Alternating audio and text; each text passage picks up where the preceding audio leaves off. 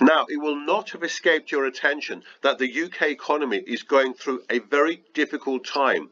The UK government has just announced a mini budget, but without any numbers to back it up, and this has caused turmoil in the UK markets. Today, I want to give you 10 reasons why I think the UK economy is in big trouble. I will give you some redeeming factors, and then I'll advise you whether you should invest in either property or shares. So let's get straight down to it. Number one, Brexit. Now, Brexit, in particular leaving the single market and customs union, will cost twice as much as the pandemic, according to the Office of Budget Responsibility, a body which provides independent economic forecasts and independent analysis of the public finances, but which is actually funded by the UK Treasury.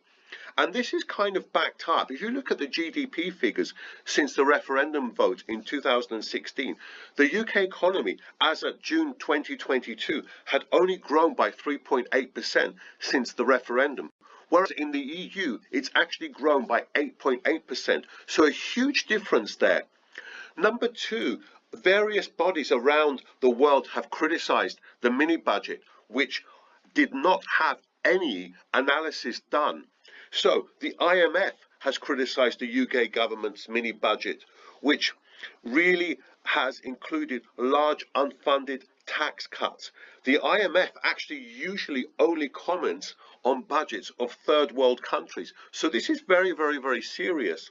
And Moody's has threatened to downgrade the UK credit rating, and S&P has given its forecast for the UK credit rating from a neutral to a negative. So these are very bad signs. Number three, even more worrying, is that the UK government is now having to borrow at higher rates than countries with larger debts, such as Italy and Greece. And this is a sure sign that the markets are worried about the amount of debt that will be added with this recent mini budget. Number four, and this is something we don't talk about enough on this channel, household debt. Now, household debt in the UK is very high, in particular mortgage debt. So if interest rates were to rise in the UK, then you're going to see a lot of repossessions and house prices potentially going down by a lot. And don't forget, the UK has a lot of money invested in property. It's not like Italy, for example, where people tend to pay for property in cash. Most of the UK's property purchases are done with big mortgages, and that's another big reason to worry. Number five, and this is incredible because in actual fact, one of the big criticisms I have of the EU is that it forces member states often to give up programs like citizenship by investment programs, and I really don't like this about the EU. But the UK, having left the EU, actually got rid of its citizenship by investment program. An unbelievably stupid thing to do, but it did do it. Now, number six, if we look at the public sector in England, the NHS, which is the national health system, national health care system, is amongst the worst in Europe and is lagging behind many of its European neighbours like France, Italy, Spain and Germany. And things are so bad that 1 in 8 people are on a hospital waiting list. So undoubtedly the government will still have to put a lot of money into this, and that's not going to be great for the public finances. Number seven, and this also goes back to Brexit and leaving the single market, the United Kingdom is suffering really from shortages of labour, and that is also very bad for the economy as well. So immigration laws make it very difficult for companies to hire personnel from abroad, and this has caused a lot of increases in prices and a lot of people having to go to food banks. Number eight, and again related to Brexit, since leaving the European Union, single market and customs union, the UK has failed to do any real good major free trade deals. So they've done 3 notably Japan, Australia, New Zealand, but these are going to add virtually nothing to the UK GDP and will nowhere near compensate for the loss of leaving the single market. In actual fact, all three deals may only add about 0.1% of GDP to the UK economy, and this is disastrous. Number 9, what's really strange is that the UK now is actually suffering from immigration from those coming across the channel since it left the European Union. So now, not being part of the Dublin Convention, the United Kingdom actually has to have bilateral agreements with countries like France. And relations with France are not very good at the moment. Well, they haven't been for the last few years. And in order to stop the migrants crossing the channel, they have to do deals with countries like France. They no longer can deal with the European Union. And this is causing more boats to come across with migrants. And these are not the migrants that are helping the labour market. Many of those from the EU have actually either left already or they're just not coming anymore.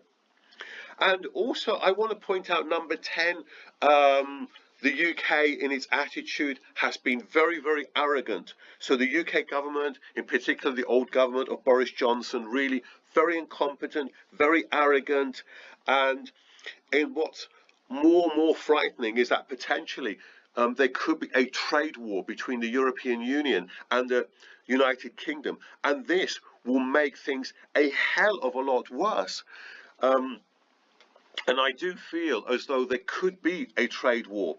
And also we want to add to this, there could be a breakup of the United Kingdom. Certainly Scotland is trying to leave. The Scottish National Party, which runs the Scottish Parliament, is trying to leave the United Kingdom. Northern Ireland as well potentially may leave. There are now more Catholics than Protestants in Northern Ireland.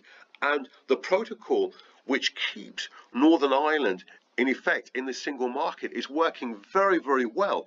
So since the pandemic, only Northern Ireland and London have actually recovered. So this is also a bad look for the UK government.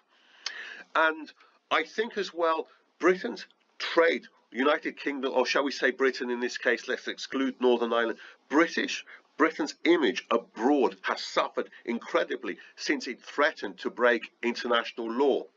Now, there are some saving graces. The Bank of England has intervened and bought a lot of UK government gilts and stocks because with this mini budget, the markets really threatened to collapse many pension funds.